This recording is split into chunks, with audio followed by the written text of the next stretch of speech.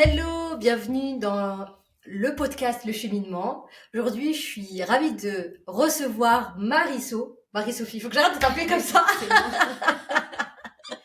ça me dérange pas, Marie-Sophie. C'est vrai? Ouais. Ok. Attends, on te voit pas très bien. Allez. Voilà, là c'est mieux. Qu'est-ce que je voulais te dire? Aujourd'hui, Marisso, je suis vraiment ravie de t'accueillir chez moi, mais aussi dans mon podcast. Marisso, on se connaît depuis maintenant quelques mois. Ouais. Je vais te laisser te présenter.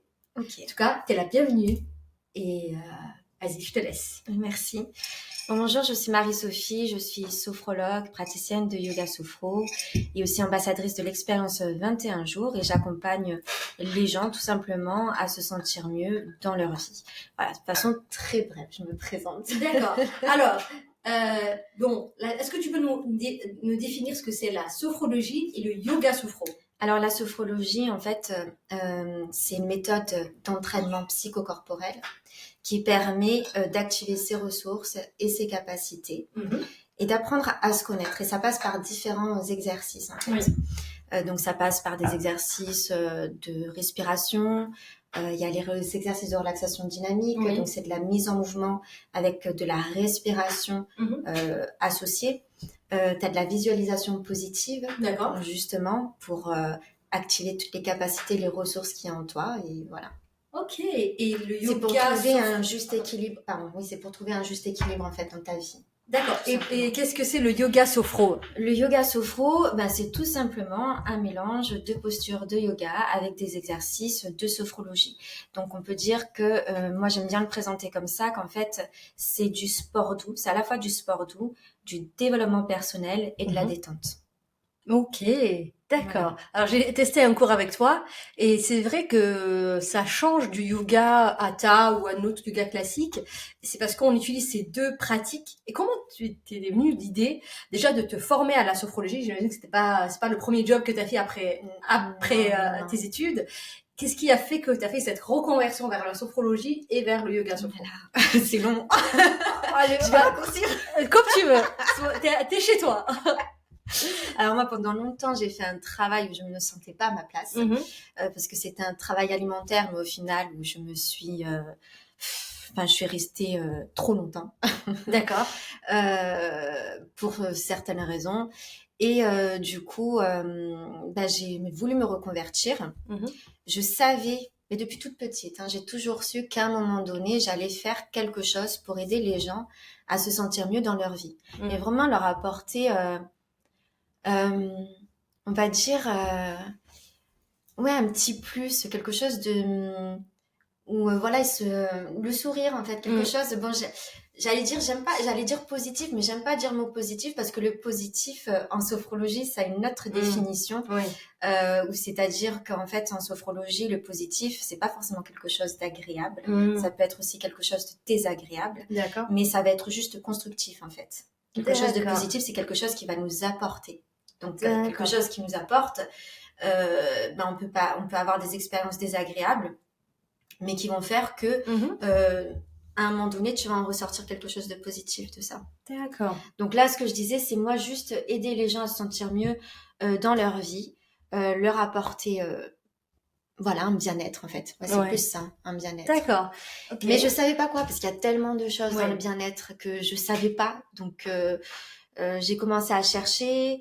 Et un jour, on m'a parlé de la sophrologie. Alors, la personne, elle n'a pas su bien m'expliquer. Elle m'a un petit peu dit. Et sur le moment, moi, ça ne m'avait pas fait tilt. Et après, je me suis dit, je vais quand même regarder et tout. Et en fait, quand j'ai regardé, je me suis dit, mais ça me convient parfaitement. Parce qu'en fait, ça me rappelait des choses que moi, en fait, je faisais quand j'étais petite. Parce que mon père, il me faisait faire de la méditation. Il me faisait faire le scan corporel. Enfin, c'était plus le scan corporel qu'il me faisait. Donc, j'ai retrouvé des choses où il y a, en fait, que mon père me faisait, m'avait appris à faire, de se poser, savoir se poser, se relier à son corps pour justement prendre soin de soi, en fait. Wow. Donc, du coup, je me suis dit, ça me parle, c'est totalement moi, parce que j'avais regardé tout ce que... enfin tout ce qu'il disait et je me retrouvais bien dedans. J'ai fait la formation et en faisant la formation, je me suis rendu compte que j'étais bien à ma place parce que tout me convenait. Et moi, c'était important en fait aussi que dans ce que je transmets aux personnes, il y a un lien avec le corps. Parce que je pense que j'ai toujours eu cette conscience depuis toute petite du corps en fait, d'être bien présente à son corps. Parce que pour moi, le corps, c'est la porte d'entrée à ce que nous sommes réellement. Donc après, il faut juste savoir accueillir tout ce qu'on peut ressentir, tout ce que notre corps peut, peut nous envoyer comme message, être prêt à les accueillir. Sans a priori, sans jugement, pour pouvoir justement savoir quoi faire de tout ce qu'on ressent, de tout ce qui nous traverse en fait. Je sais pas si je m'exprime bien. Oui, non, c'est clair. Ça me parle de fou. Donc, tu vois, parce qu'aujourd'hui, on n'est pas du tout dans cet état d'esprit où on se reconnecte à soi. On nous a pas appris. Toi, tu as eu de la chance que ton père, il t'a donné cet outil-là et que tu l'as retrouvé après, que j'imagine que tu parce que je l'avais perdu à un moment. Tu l'avais perdu. Je m'étais déconnectée. Tu t'es déconnectée quand même, hein. Même avec les outils que tu as eus. Oui, c'était des petits outils, hein. Je faisais juste le scan corporel, des petits trucs comme ça, de savoir respirer, tout ça. Mais bon, c'est vrai que moi, ça m'a permis de voir comment se relier à son corps et de se relier à ce qu'on est réellement. Mais après, au fur et à mesure du temps, j'avais cette connexion, mais je voulais pas l'écouter, en fait, mon corps. Parce que je sentais des choses, mais je voulais pas. Pourquoi je voulais pas écouter. Tu voulais pas les voir? Parce que c'était trop dérangeant. C'est la question. Ça te faisait peur d'aller voir, non? Mais parce que ça me perturbe. Bien sûr. Parce que c'est normal, parce qu'il y avait des choses qui n'allaient pas. En fait, pendant un moment, j'étais complètement perdue dans ma vie. Je le savais. Oui, bien sûr. J'en avais totalement conscience, mais sauf que j'avais pas la force de me prendre en main. C'est tout simplement ça, en fait. Hein. J'avais pas la force de me prendre en main.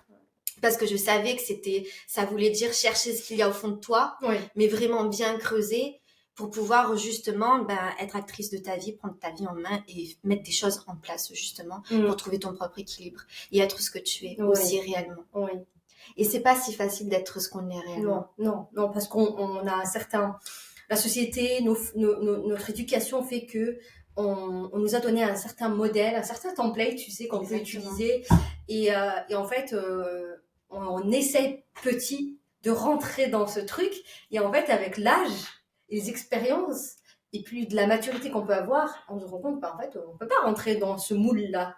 Mais c'est pas que ça, c'est que il y a ça, mais il y a aussi que tu dois te confronter à toi-même et c'est pas si facile des fois de voir certaines choses de nous.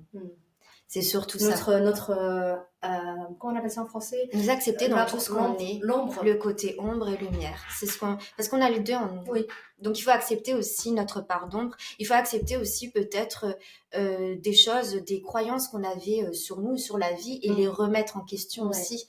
Et peut-être même remettre en question des valeurs, parce que comme tu dis, dans la société et même la famille, la société nous inculque des valeurs, des croyances, mais il faut se confronter à elles un jour ou l'autre pour savoir si vraiment elles nous appartiennent ou sinon c'est juste qu'on les a gardées en nous tout simplement parce qu'on nous a dit c'est ça les bonnes croyances ou les valeurs.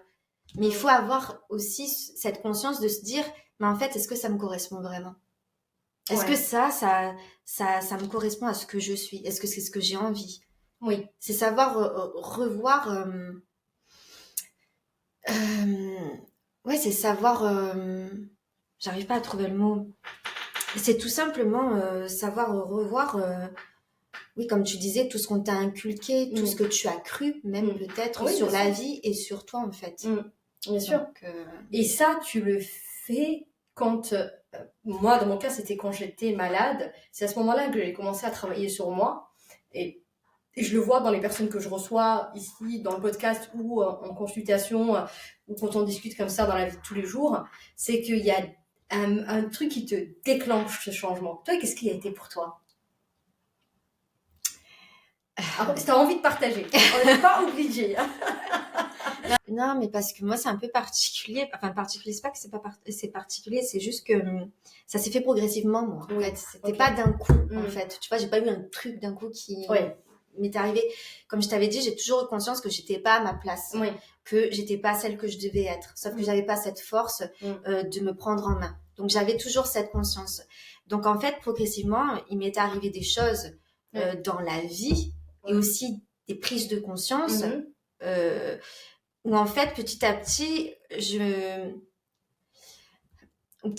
oui, quoi qu'à un moment donné, c'est vrai que à un moment donné, en fait, il y a plus, ben c'est pas ça, c'est qu'il y a plusieurs choses qui se sont accumulées en fait. Et à un moment donné, j'ai pété un câble carrément en fait. Mais parce que j'ai laissé accumuler plusieurs choses et des années et des années. Tu vois, c'est pour ça que je t'ai dit, moi, ça s'est fait progressivement parce que j'ai accumulé. Voilà. Et au bout d'un moment, c'était trop. Et donc c'est là où j'ai pris conscience et je me suis dit, Marie-Sophie, c'est maintenant que tu dois faire quelque chose, que tu dois agir sur toi et sur ta vie, parce qu'après, ça sera trop tard et tu seras un zombie. C'est clairement ça que je m'étais dit. Tu te voyais, Ah oui, je me suis dit, c'est maintenant que tu dois prendre ta vie en main, parce qu'après, si tu le fais pas maintenant, ça sera trop tard. Ok. Voilà. C'est intéressant. D'accord. Non, mais ça me parle. Je pense que ce que tu viens de dire, ça va parler à beaucoup de gens. C'est vrai que la majorité des gens qui m'écoutent, en tout cas sur ce podcast, c'est des gens qui souffrent de maladies chroniques, mais il y a aussi des gens lambda qui ne sont pas du tout dans ça et ils vont se reconnaître dans ce système-là. Peut-être nous, moi, je me suis rendu compte avec la maladie, mais je suis tout d'accord avec toi, j'ai eu plein de signaux avant, mais je voulais pas les écouter. Parce que tu es focus sur ta carrière, tes études, tatati, tatata, ce modèle idéal dans lequel tu as envie d'être. Et finalement, des fois, on a besoin d'un gros rappel à l'ordre, tu vois, qui est encore là cette fois-ci, tu vois. Et qui te dit, meuf ou mec, prends-toi en main, là, quoi. tu dois agir, tu dois faire quelque chose. Et ça peut aller des fois à des moments où des maladies beaucoup plus graves, tu vois. Exactement. Donc cette remise en question qui est intéressante et je pense que quand aujourd'hui c'est une prise de conscience, je dirais. C'est vraiment avoir, tu vois, des petites consciences et après à un moment donné, là, t'as vraiment une grosse prise de conscience. Tu te dis oui, il faut déclic, quoi. Là, boum, ça s'ouvre. Oui, on peut dire. Je préfère le mot conscience, moi. Parce qu'en fait, il y a plein de gens qui sont conscients, par exemple, qui doivent changer leur alimentation, tu vois, qui doivent... Non, mais c'est un autre niveau de conscience. Pour moi, il y a différents niveaux de conscience. Vas-y, explique. J'ai conscience de ça, mais après, ta conscience, elle s'élève encore plus. Et après, là, tu vois encore les choses différemment. Dans ce sens-là. Oui. D'accord. Parce que moi, je me dis, tu peux être conscient que ton état, il est pas oui, ouf. mais ça reste dans ta tête. Mais tu vois, la conscience, ça prend... Ouais, mais quand tu es vraiment conscient d'un truc, automatiquement, tu passes à l'action. Parce que c'est tout ton être qui le ressent. C'est pas juste le mental. Là, quand tu dis ça, pour moi, c'est comme ça que je le vois. Oui, c'est la conscience, mais ça reste mental. Donc, c'est pas une conscience. Pour moi, la conscience, elle est globale. C'est ce qui fait... C'est ton être dans sa globalité, pour moi, la conscience. D'accord. Ok, intéressant. Après, la conscience, c'est un vaste sujet. Donc... Je sais pas. C'est vraiment, il y a des philosophes qui se penchent dessus depuis des années, donc je suis pas la mieux placée. Non, mais là, on est vraiment en mode partage, pour expliquer ça, mais voilà. Ok, d'accord, c'est intéressant. Donc, c'est ça qui t'a motivé à te former et aujourd'hui à vouloir aider ces personnes qui viennent te voir. Quel type aujourd'hui, tu fais du yoga sophro en complément de la sophrologie. Ça me correspond le plus en fait, parce qu'on utilise beaucoup plus le corps. En fait, le corps, on le bouge pendant tout le long. Alors qu'en sophrologie, tu vas juste le bouger au début avec les exercices de relaxation dynamique de sophro. Et après, en général, c'est statique avec la visualisation. Quoique les relaxations dynamiques, les 4 premières, tu bouges, mais c'est pas la même façon, ce sont des mouvements. Alors que le yoga sophro, ce sont des postures de yoga avec les exercices de sophrologie. D'accord. Et les bienfaits sont différents, j'imagine. C'est la même chose. C'est vrai ? Ok. L'objectif, il est le même, que ça soit en sophrologie ou yoga sophro, sauf qu'on l'aborde d'une autre manière. D'accord. C'est-à-dire que les personnes qui ont vraiment besoin de bouger leur corps, je vais leur dire, faites le yoga sophro. Les gens où ils n'ont pas besoin forcément de bien mettre en mouvement leur corps, la sophrologie, ça leur conviendra. D'accord, ok, oui. C'est très complémentaire parce que ça dépend aussi de la personne. Ça, c'est intéressant parce que moi, j'avais expliqué ça, tu vois. Là, je viens d'apprendre un truc. Quelqu'un qui est hyper dynamique, Le yoga sophro. Ah oui, il va s'ennuyer pendant le cours. Ouais. Il va pas réussir. La sophrologie, il va pas réussir. Enfin, il va pas réussir. C'est compliqué. Oui. Ouais, il va se battre, quoi. Ouais. D'accord. Le yoga sophro, ça sera mieux. D'accord.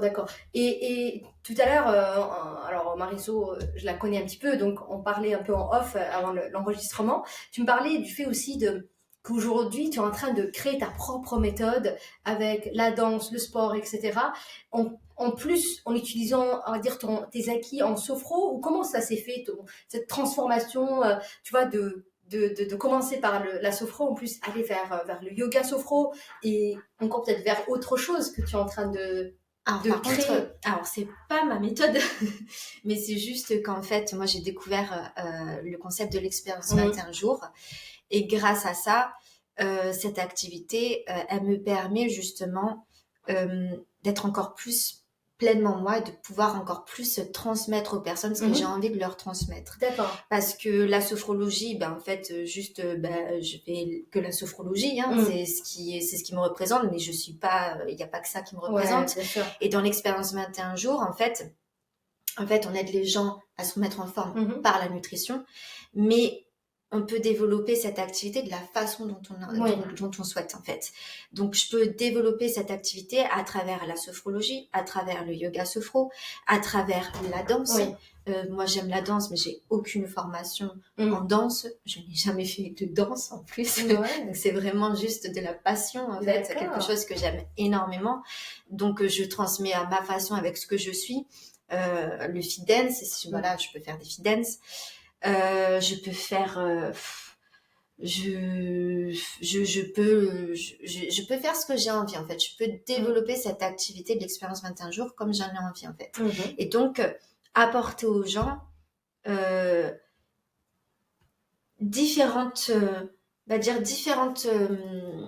apporter aux gens, en fait, différentes clés pour les aider à se sentir mieux, en fait. Mais bien sûr, aujourd'hui, on est conscient en tout cas, et même on le voit dans le médical, par exemple avec la médecine fonctionnelle, on est beaucoup plus conscient de ce côté global, en fait, la prise en compte de l'individu. En tout cas, nous, en tant que naturo, on a été formés à ça, et moi, dans ma méthode, je le fais, tu vois. On va pas juste travailler sur l'alimentation, ou sur l'hygiène de vie, ou sur le stress. En fait, tu vas au-delà de ça. Et ça qui est intéressant dans ta méthode, où tu mixes un peu tout ce que tu aimes, et ce que tu te rends compte que aussi les individus ils en ont vraiment besoin, tu vois. Il a apporté le sourire aussi. Ouais. De nos jours, ils en ont réellement besoin. Ouais, c'est vrai. Juste ça, déjà, apporter le sourire aux gens, déjà, c'est déjà énorme. Ouais. On voit la différence. Oui, bien sûr. Non, mais bien sûr. Tu sais que je suis animatrice de yoga du rire. Ah, je savais pas ça. Ouais, je savais pas. Petite confidence en direct. Oui, alors je me suis formée pendant le Covid en 2020. Parce que j'ai adoré pratiquer avant le Covid. J'allais à des sessions de yoga du rire pour découvrir, et en fait j'ai adoré. Pour moi, c'est des moments. Alors là, c'est du rire forcé au départ, mais comme tu te sens bien après. Bah oui. Tu vois, et quand je dis c'est du rire forcé, c'est pas un sourire que tu fais de plein gré, tu vois. Au début, il faut forcément, bon, moi ça va, j'ai pas de problème avec ça, mais tu vois que quand tu sors de là, et je me souviens à des cours, il y avait une dame d'un certain âge, elle ne souriait pas, elle n'arrivait pas à rigoler à leur sourire. Tu voyais la pauvre, tu vois, tu la regardes, parce que tu croises des gens dans la salle, quand tu la croises, franchement j'étais triste pour elle. Tu vois, j'étais triste pour elle. Je me suis dit, waouh, elle n'arrive toujours pas à lâcher prise sur ça, tu vois. Et ça, c'est intéressant quand tu dis, c'est pour ça que je t'ai parlé de cette expérience sur le sourire. Mais tu vois, les gens, ils viennent à un cours de yoga du rire, enfin, un atelier de yoga du rire, et ils rigolent pas, quoi. C'est fou, hein. Oui, parce qu'ils n'arrivent pas à lâcher prise, en fait, tout simplement. Oui, aujourd'hui. Après, ça peut être déstabilisant parce qu'au tout début, comme tu dis, tu dois te forcer. Ouais. Mais donc peut-être qu'ils trouvent ça aussi particulier, donc c'est juste le temps, tu vois, de... Non, mais elle venait tout le temps, quasiment toutes les semaines. D'accord, bah peut-être, bah écoute, elle devait y trouver son compte, hein, en tout cas si elle veut. Bah oui, mais je pense que oui, ça lui faisait du bien, c'est sûr, sinon ça lui aimerait pas. Oui. Mais j'ai pas osé parler avec elle, tu vois. Comme qu'elle souriait intérieurement, mais on le voyait pas. Mais tu vois, parce que Non, des mais fois, c'est vrai. quand tu es dans la salle, tu es en train de marcher, donc tu croises des gens. Et quand tu les croises, normalement, tu dois encore, il y a certains moments, tu dois éclater encore plus de rire, tu vois. Mais même si ça vient pas au départ parce que tu es timide ou tu es Oui, gêné. parce que t'arrives pas à lâcher, parce que c'est un manque de lâcher prise, en fait. Et en fait, bah, au bout de 10 minutes, tout le monde éclate de rire, tu vois. Donc, il n'y a pas de. Il n'y a plus cette barrière de timidité ou de machin. Mais tu vois, ça m'a. Et vraiment, hein, quand tu as parlé de sourire, ça m'a fait penser à cette dame qui venait, mais vraiment tout le temps, je la croisais. Et je me suis dit, waouh, ça doit être dur pour elle. Parce que moi, je sortais là, j'étais. Trop bien, hein. C'était entre midi et deux, tu vois. Donc, tu cours entre le travail et tu te dis, bah voilà, je mangerai un truc vite fait en arrivant au bureau, un truc comme ça. Et les gens venaient et s'éclataient, tu vois. Mais tu relâches la pression. Ah ouais, non, mais. Et des fois, bah, je ramenais des amis, je ramenais ma cousine, enfin, quand j'avais du monde qui dispo et tout. Je dis, venez voir, vous allez adorer. En tout cas, sur le coup, ça va faire du bien. Vous allez trouver ça étrange, parce que c'est étrange, tu vois. Oui, parce qu'on n'a pas l'habitude. Voilà. Mais tu vois, et ça, ça me parle, tu vois, de le sourire, et notamment quand tu as des personnes malades. Peut-être que c'est le cas de cette nana-là, tu vois. Aujourd'hui, on se rend compte que même en étant malade, en tout cas, moi, c'est mon point de vue, même en étant malade, tu vois, tu arrives à trouver ce côté positif dans la maladie. Et ça peut paraître étrange ce que je dis, mais oui, la maladie peut être aussi une bénédiction parce que bah, ça peut te permettre ce gros déclic. Tu vas venir travailler sur toi, tu vois. En tout cas, moi, c'était mon cas et j'espère que vous qui m'écoutez, vous prenez cette maladie comme une bénédiction pour transformer ce qui n'allait pas, ce qui ne va pas dans vous. Et comme tu dis, le côté sombre en nous, il est dur à voir. Oui, mais il est utile. Oui. Il est utile parce qu'il nous permet d'apprendre à mieux nous connaître et il faut savoir l'accepter aussi. Il faut l'accepter parce qu'il nous aide à sortir notre part de lumière, à être justement dans le côté lumière. Ouais, il nous pousse. Il est utile. Sinon, c'est comme dans tout, en fait. Tu as toujours son contraire dans la vie parce que s'il n'y avait pas ce contraire, tu pourrais pas connaître, par exemple, il y aurait pas la tristesse, tu pourrais pas connaître le bonheur. Tu vois ce que je veux te dire? Donc, c'est pas pour rien qu'il y a toujours son contraire, c'est pour que tu puisses connaître l'autre. C'est vrai. Et toi, qu'est-ce que la sophrologie t'a permis dans ta vie, en dehors de te faire ta reconversion, etc., etc. Qu'est-ce que t'as vraiment appris en... Alors moi, ça m'a énormément aidée. Okay. Parce qu'avant, je faisais des crises d'hystérie.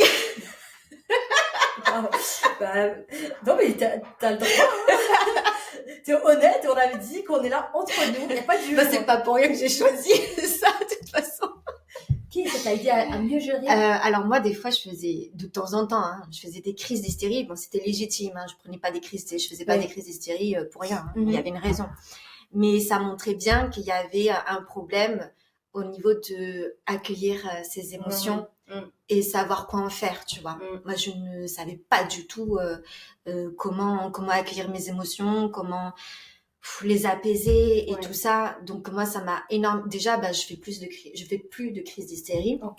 Donc ça m'a aidé justement à ne plus en faire parce que j'en faisais petite. Enfin, ça m'a suivi pendant toute ma vie avant que je connaisse la sophrologie.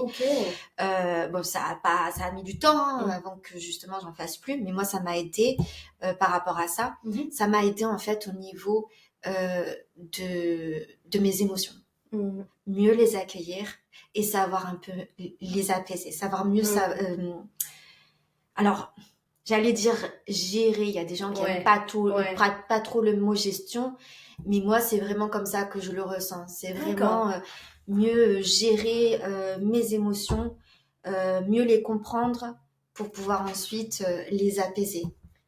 Les accueillir tout simplement pour savoir qu'est-ce qu'il y a derrière, à prendre du recul, voilà. Prendre du recul vraiment sur mes émotions, sur ce que je peux ressentir, sur ce qui peut me traverser pour, tu vois, souffler et les voir d'une autre façon et prendre le recul, tout ça, quoi. Tout simplement les accueillir telles qu'elles sont, en fait. Et de façon zen, plus calme. D'accord, hyper intéressant. Et est-ce que tu as un conseil à nous donner aujourd'hui? Donc voilà, pour un peu, alors on va mettre le mot gérer ses émotions parce que tu l'as utilisé. Moi je l'aime pas ce mot-là. Enfin, je l'aime plus. Beaucoup. Moi je l'aime plus aujourd'hui. Ben, parce que des fois, moi je dis gérer parce que le plus c'est savoir les accueillir, c'est ça, c'est savoir les accueillir. Mais des fois je dis gérer parce que des fois on a du mal. C'est pour ça que je dis gérer. Parce que, et puis c'est souvent quand même le cas, je suis désolée, il y a quand même une gestion derrière. Quand on est toujours dans le truc quand, à partir du moment où une émotion nous déstabilise. Une émotion forte, oui, bien sûr. Pour moi c'est... Peut-être que je changerai avec le temps, mais pour moi, actuellement, à partir du moment où une émotion te déstabilise, après, tu apprends à la gérer, à savoir comment faire avec. Tu vois, au tout début.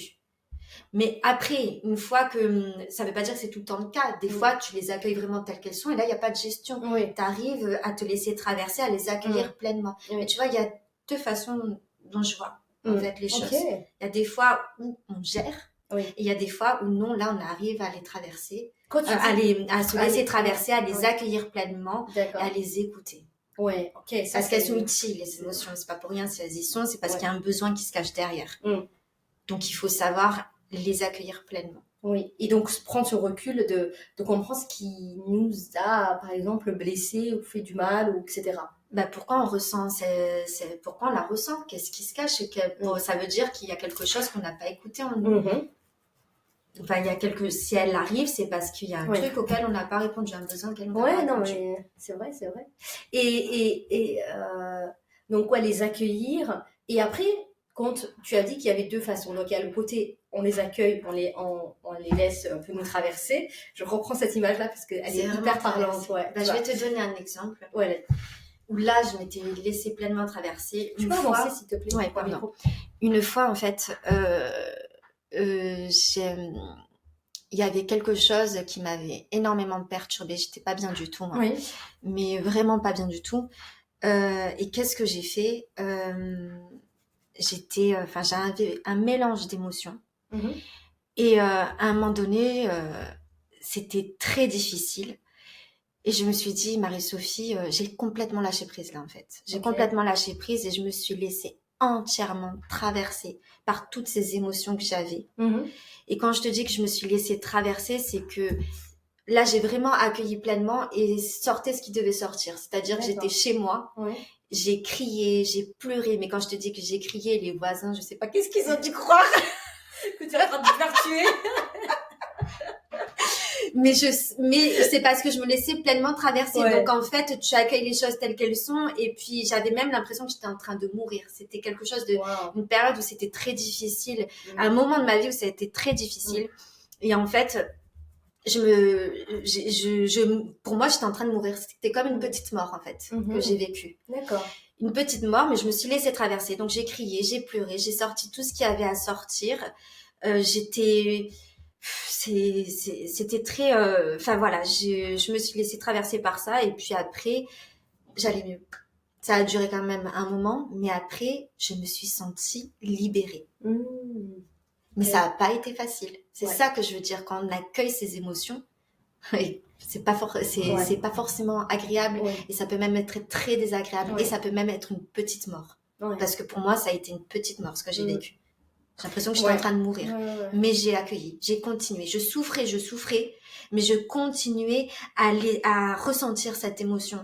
Et toutes ces émotions, je continuais à la ressentir, malgré que ça faisait mal, alors que j'aurais pu, en fait, stopper, tu vois. Et faire autre chose, ou je sais pas, ou même me tuer. Enfin, tu vois ce que je veux te dire, quand vraiment c'est insupportable, tu peux en venir, c'est là où tu peux en venir à des suicides ou quoi.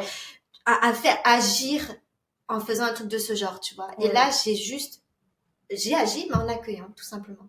Sauf que c'est passé par quelque chose de très douloureux au niveau du corps, de tout ce que j'ai pu ressentir. Donc, c'est sorti par les cris, par les pleurs. Voilà. Et c'est là où je me suis rendu compte que à partir du moment où on accueille vraiment une émotion, automatiquement, tu t'en libères. Mais ça passe par quelque chose de très perturbant et de très dur. Mais après tu t'en libères et c'est comme ça vraiment que tu te libères de quelque chose pleinement. C'est hyper intéressant ce que tu dis. Tu vois, donc le fait d'être déconnecté de ces émotions, on parle de l'inverse là, tu vois, là c'était le moment de libération, mais le moment où tu décides, où tu ne veux plus de tes émotions parce que soit tu les connais pas, soit tu n'as pas envie de les regarder, enfin bref, pour différentes raisons, et tu les veux plus, tu les veux pas en fait. tu vois, c'est aussi dur parce que tu te bats aussi contre ces émotions-là, mais pas de la bonne façon. Parce que tu ne te libères pas. Mais apparemment, c'est pas suffisamment dur parce que tu continues à te battre. À partir du moment où quand vraiment tu vas pas bien, à un moment donné, enfin, quoi que non. Ce que tu dis, c'est vrai que, mais tu te perds à un moment donné, en fait, parce que si tu te bats continuellement avec tes émotions, tu vas jamais apprendre vraiment à bien te connaître aussi parce que tes émotions, elles sont là pour te dire des choses sur toi.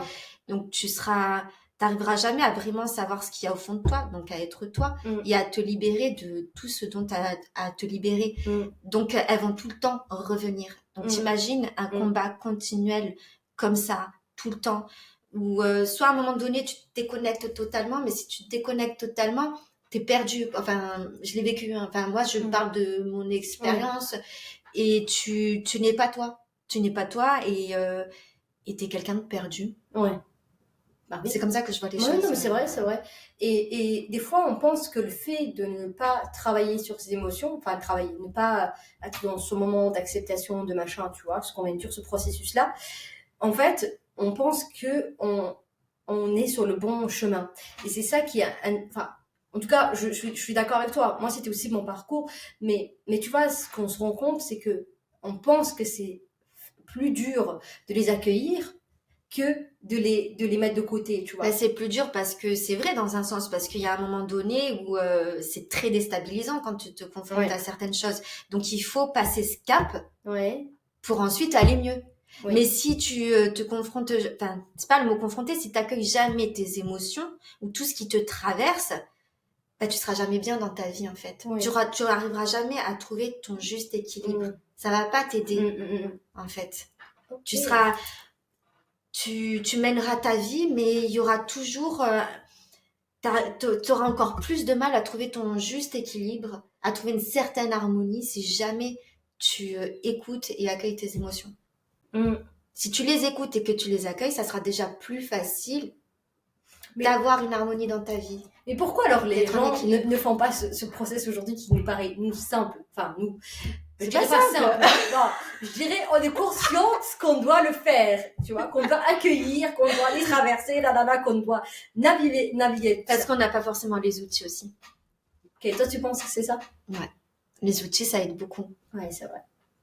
On n'a pas des outils comme savoir quoi mettre en place quand on a du mal justement à accueillir une émotion, qu'il faut peut-être faire des exercices de respiration, qu'il faut peut-être bouger son corps à ce moment-là d'une certaine manière, qu'il faut peut-être parce que justement comme on est déconnecté de notre corps, normalement on devrait savoir nous-mêmes. Ouais, bien sûr. Mais comme on est déconnecté, eh ben d'avoir justement donné des outils aux personnes, de dire quand à ce moment-là vous ressentez ça, faites ceci, faites cela, on lui donne plusieurs astuces parce que chaque personne est différente. Ouais, donc pour certaines personnes, il y a quelque chose où ça conviendra, un autre ça sera ça, etc. Donc on lui donne plusieurs astuces et après il faut qu'il les applique, enfin que la personne les applique pour savoir ce qui l'aide, ce qui fonctionne pour elle, ce qui l'aide à apaiser un petit peu plus et pouvoir accueillir. Parce que pour accueillir une émotion, il faut d'abord que toi, tu sois un peu plus apaisé. Et là, tu peux l'accueillir. Ouais. Oui, quand tu es en process... Donc d'abord, tu l'apaises et après, tu l'écoutes. Oui.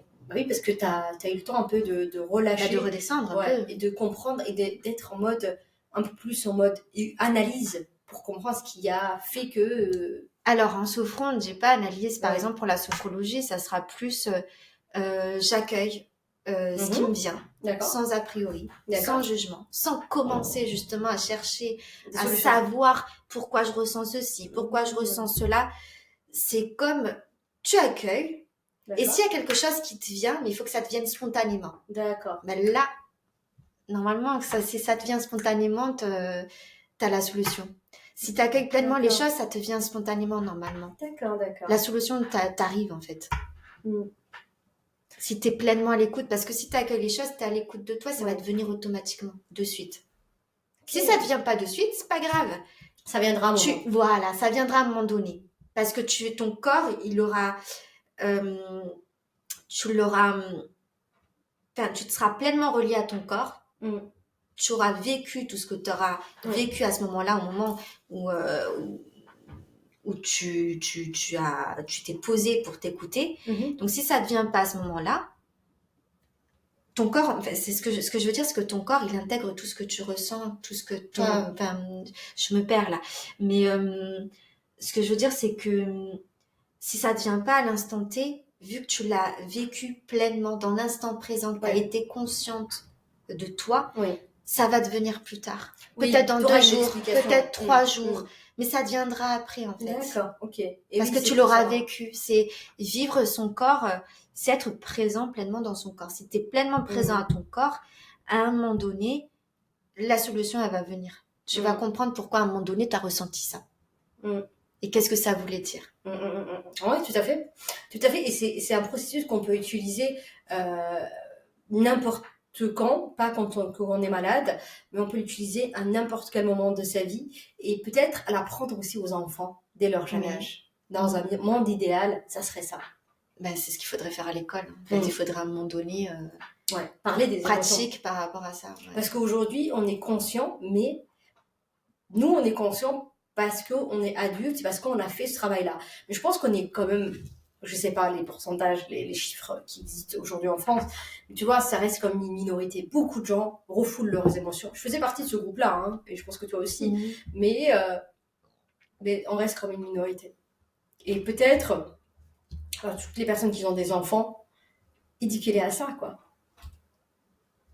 Parce que ça peut que les aider. Et ne pas arriver en âge adulte avec des souffrances. Oui, mais il faut que les adultes soient ouverts à ça, que les parents soient ouverts à ça. Bien sûr. Oui, bien sûr, ça aussi. Il faut que les parents déjà soient ouverts à ça, appliquent ça dans leur quotidien. Et voilà, après, bon, toi, tu as parlé de l'école, mais bon, moi, je ne crois pas du tout que l'école va mettre ces trucs en place. Non, bah, ça serait bien. C'est ce que je dis, ça serait bien. Après, voilà. Après, aujourd'hui, il y a les réseaux sociaux.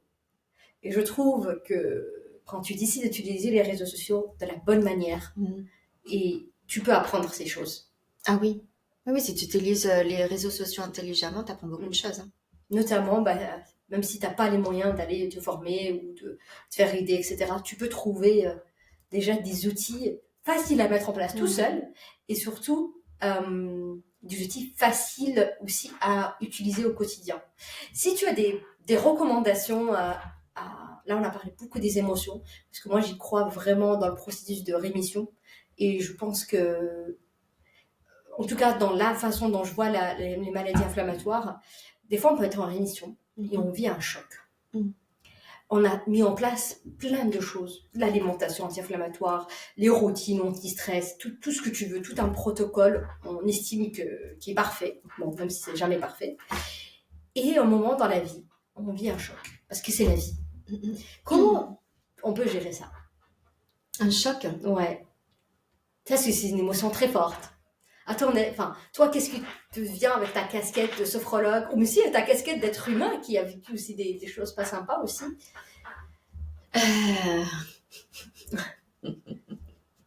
Un choc, c'est... J'allais dire ça revient même, en fait. Oui. Mais mais ça revient même, c'est être dans l'accueil, être dans le moment présent et en fait essayer aussi de voir les choses sous un angle différent en fait. Avoir cette capacité à prendre conscience que si on regarde les choses différemment, on va percevoir les choses différemment et on va comprendre, on va prendre conscience de certaines choses. En sophrologie, c'est ça aussi, c'est-à-dire que on aide les gens en fait à porter un regard neutre et objectif, mais pour porter ce regard neutre et objectif sur ce qu'on vit et sur tout ce qu'on peut vivre, et notamment donc ce que tu dis des chocs, c'est peut-être revisualiser ce qu'on a vécu en fait, mais en étant spectateur, pas acteur, parce que sinon là tu vas vraiment, voilà, en sophrologie on peut refaire vivre une situation qui a été compliquée, mais en étant spectateur, donc on ne le relie pas aux émotions là, parce que ça serait beaucoup trop compliqué, mais pour que justement la personne elle puisse voir la situation sous un angle nouveau et de façon neutre et objective, parce que si elle n'est pas reliée aux émotions, c'est comme si tu regardais un film. En fait. Bien sûr. Tu revois le truc. Pardon. Tu revois la scène. mis en mode spectateur. C'est pas toi, tu fais pas partie du truc. Et du coup, quand tu es en mode spectateur, les choses, tu peux les voir différemment. Ouais, il n'y a pas le ça côté... t'aide. T'es pas là à vivre l'événement. Exactement. C'est donc, ça. Comme si on te racontait une histoire. Exactement. Quoi. Donc, quand tu... Et là, ça te permet de faire quoi quand tu es dans ce process-là? De percevoir les choses sous un autre angle. Et donc... de prendre le recul. Voilà, c'est ça, de prendre du recul. C'est exactement ça, c'est le recul. C'est exactement ça. Et peut-être relativiser. Oui. Selon... Des fois, c'est dur, hein. Mais pourquoi je te parle de ça? Parce que je me suis rendu compte... Moi, je te parle de mon parcours parce que j'ai vécu quelque chose de pas sympa les dernières années. Et en fait, c'est à ce moment-là que j'ai revu ma maladie se redéclencher. Et j'avais pas compris parce que je n'étais pas du tout dans ça. Et pourtant, je suis quelqu'un d'hypersensible et à ce sujet-là. Et c'est juste que la claque que tu reçois, à un moment, tu t'attends même pas. Mais à ce moment-là, c'est trop tôt. Il faut aussi laisser le temps. Tu vois que ça passe parce que à l'instant T, tu ne peux pas. C'est pas possible. Et c'est ça que je me suis dit. Mais oui, mais peut-être tu connais tout ce truc. Pourquoi tu l'as pas fait? Mais parce que j'étais beaucoup plus en mode, je me jugeais à moi-même sur ce truc. C'est accepter le fait aussi qu'à ce moment-là, tu sois comme ça, tu vois. Donc, pour le moment, tu acceptes que tu n'es pas en capacité de voir les choses d'une autre façon, de capter, de comprendre telle ou telle chose.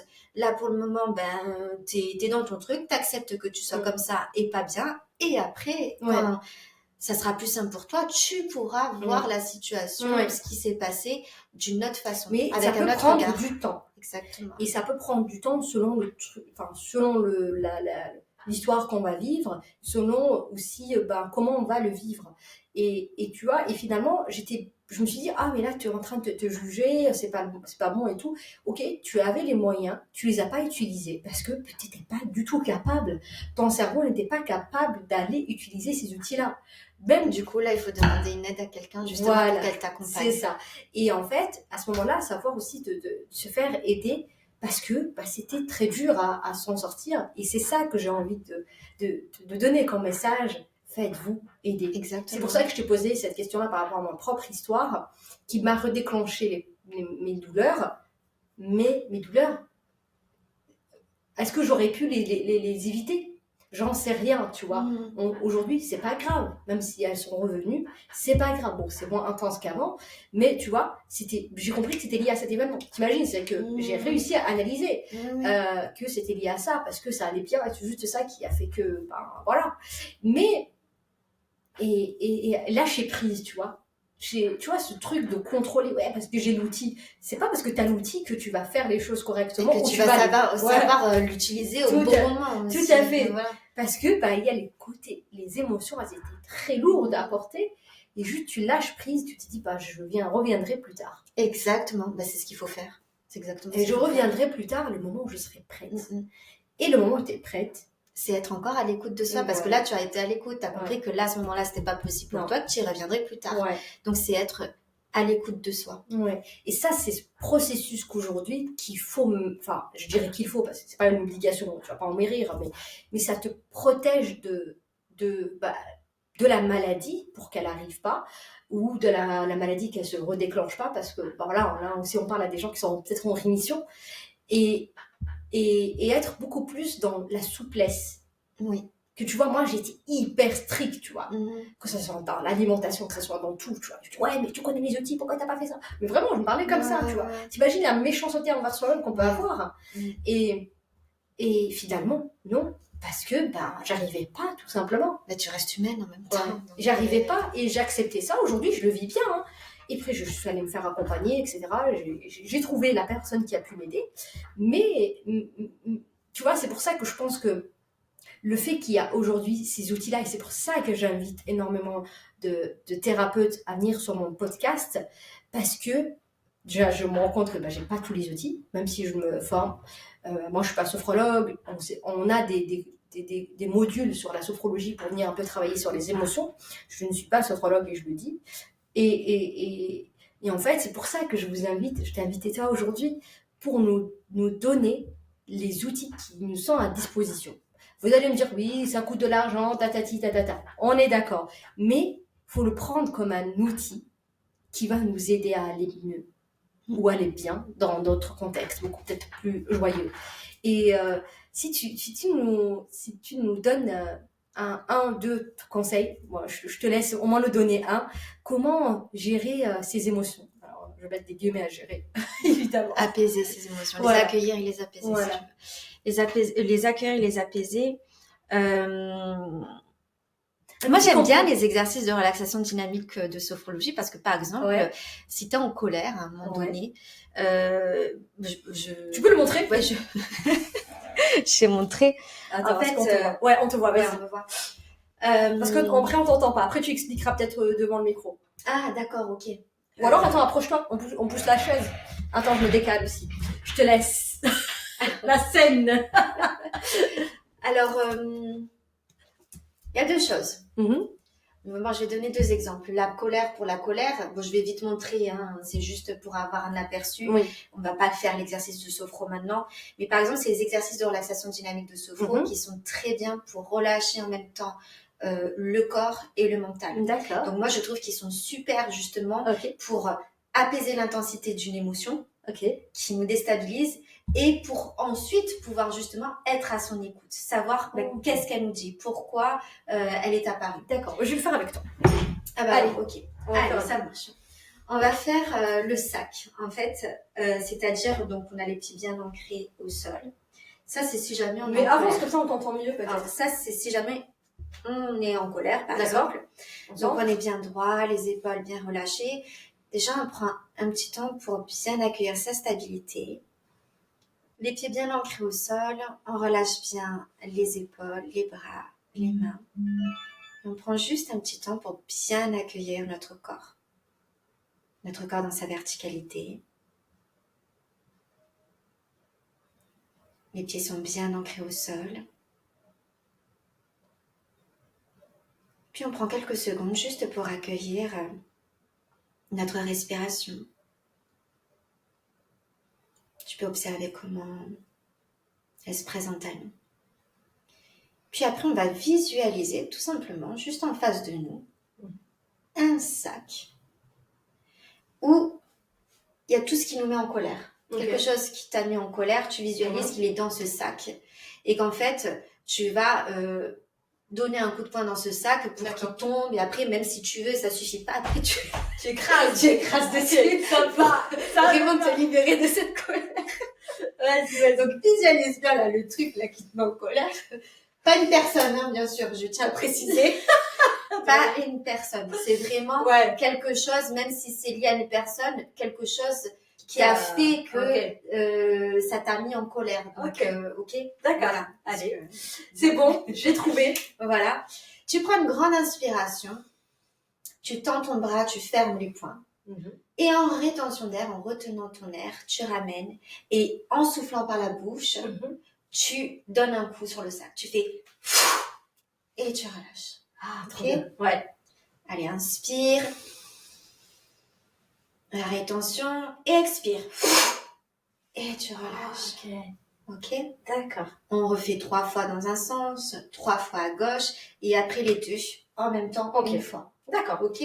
Et après, si vraiment tu as toujours elle est toujours intense cette colère, tu sors vraiment pour écraser. Mais il faut bien qu'il y ait le jeu de visualisation. Tu visualises bien ça avec ton corps où vraiment il y a les deux qui sont liés en fait. Hein. D'accord. Ton mental et ton corps. Ok. Ok, pour bien te libérer de ça.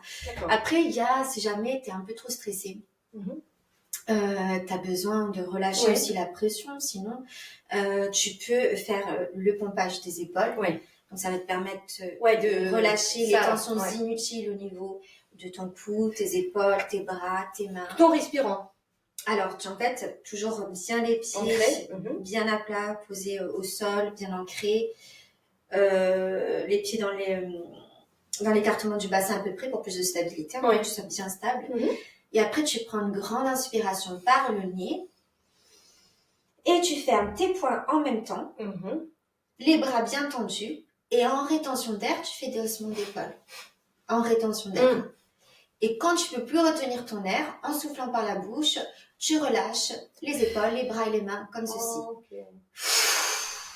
Mais tu souffles génial. bien fort. D'accord, ok. Dans l'intention vraiment de te libérer, de sortir.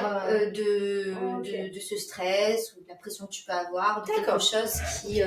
On se rasseoir de quelque chose dont tu as besoin de te libérer. Super, merci. Et attends, là, on est très factuel. Là, les gars, vous avez 2 exercices. En plus, comme on filme, donc on voit bien le truc. Et faites-le. Et dites-nous ce que vous avez ressenti. Avec Marissou, on sera curieuse de savoir si vous avez eu des effets. Mais je pense que oui. Oui. En tout cas, moi, je vais les garder. Faut le faire à chaque fois 3 fois, en fait. 3 fois, ouais. 3 fois. Oui. Première fois, c'est la découverte de l'exercice. Oui. Deuxième fois, en fait, c'est quand on commence à comprendre comment il faut faire. Et troisième fois, c'est vraiment le vécu. Ouais. C'est-à-dire vraiment qu'est-ce que tu vis au moment où tu fais cet exercice. D'accord, ok. Voilà. Bien se relier à ses sensations corporelles au moment de cet exercice. Des ressentis, de tout ce qui peut te traverser. Là, c'est vraiment le moment de bien se relier à son corps pour sentir tout ce qui se passe quand tu le fais. Ok. Accueillir la détente. Là, c'est vraiment montrer l'exercice très brièvement parce qu'en fait, il y a tout un discours aussi, oui, etc. bien sûr. Pour mais ça, par exemple, prise de conscience de ce qu'on peut ressentir et vraiment relier la personne à son corps. Hein. Donc là, c'est vraiment juste mais oui, mais en plus, c'est quelque chose que tu peux faire seul. J'imagine que toi, tes clients, tu leur dis de le reproduire souvent chez eux. Il faut qu'ils le refassent. Oui. Et c'est ça qui est intéressant. Plus tu pratiques et plus tu intègres les exercices. En fait, la sophrologie aussi, plus tu pratiques la sophrologie et plus tu vas intégrer les bénéfices dans ton quotidien. Donc, c'est comme exemple, le sport. Ouais. Le sport, si tu veux avoir des résultats au quotidien, il faut que tu le fasses régulièrement, tous les jours. Ne serait-ce que, même si c'est que 10 minutes. Bon, la sophrologie, il suffit de faire un exercice de ce genre, ça prend 5 minutes. Tu le fais tous les jours, le matin et le soir, c'est déjà très bien. Bah oui. C'est juste pour déjà que ton corps, il intègre cette nouvelle habitude. Et après, tu pourras augmenter. Mais déjà, tu commences par 5 minutes. Et après, tu agrandis, tu agrandis. Oui, bien sûr. Selon tes besoins, peut-être que tu vas évoluer. Tu auras envie de faire peut-être d'autres exercices. C'est pour juste que ça te vienne naturellement. Parce qu'au début, peut-être créer que les gens, habitudes, tu vois, voilà, c'est pour créer une habitude. Les gens, ils disent qu'il faut 21 jours, ils vont pas jours, penser, ils vont dire, ah, mais là, j'ai pas le temps. Alors qu'en fait, tu le trouves le temps si tu veux. Bah, oui. Mais c'est juste créer une habitude. Donc, ils le font, comme tu dis, 21 jours. C'est exactement ça. C'est au bout de 21 jours qu'on commence à intégrer une nouvelle habitude. Donc, ils font ça pendant 21 jours. Et après, ça va devenir naturellement. Ils vont même plus se dire, il faut que je le fasse. Dès que, tu vois, ils vont ressentir le besoin, ils vont le faire. Notamment, le truc de pompage d'épaule, quand tu vas notamment travailler sur un PC toute la journée. Oui, même pour ça peut être des tensions physiques, pas forcément psychologiques. Oui, bien sûr. Oui. Voilà, des tensions inutiles. Je tiens à préciser inutiles, parce qu'il y a des tensions qui sont utiles. Là, c'est les tensions inutiles, aussi bien physiques que psychologiques. Donc, s'en libérer, oui, c'est vrai que si on est tout le temps sur le bureau, comme ça, à un moment donné, on se contracte ici.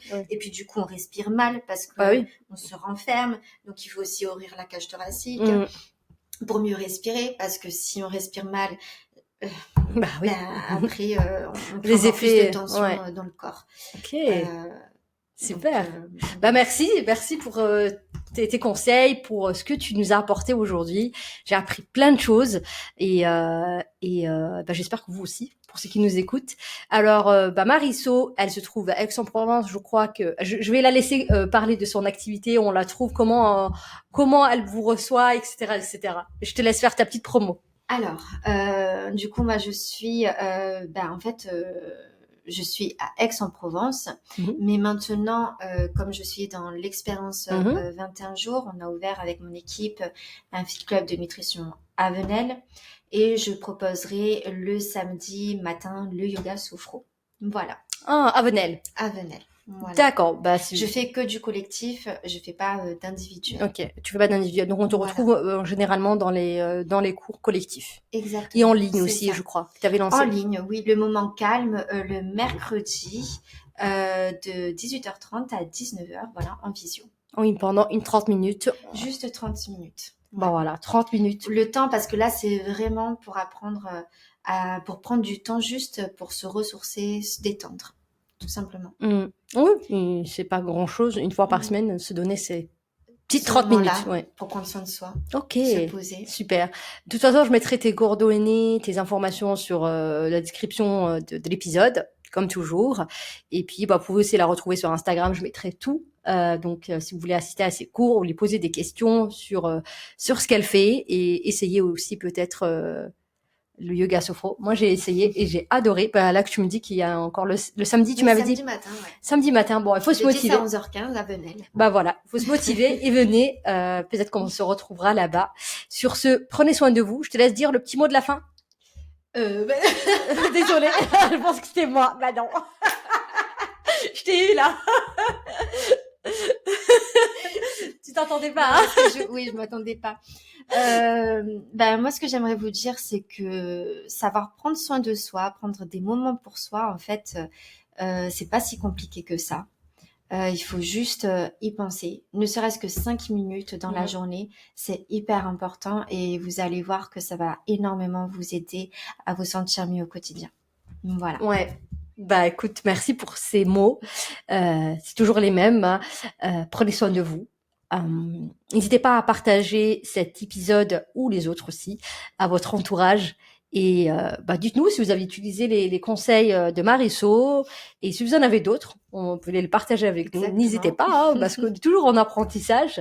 Et j'ai hâte de vous retrouver dans un autre épisode, peut-être avec une autre invitée ou un autre invité. Prenez soin de vous. Bye. Merci, au revoir. Bye bye. Merci beaucoup Mariso.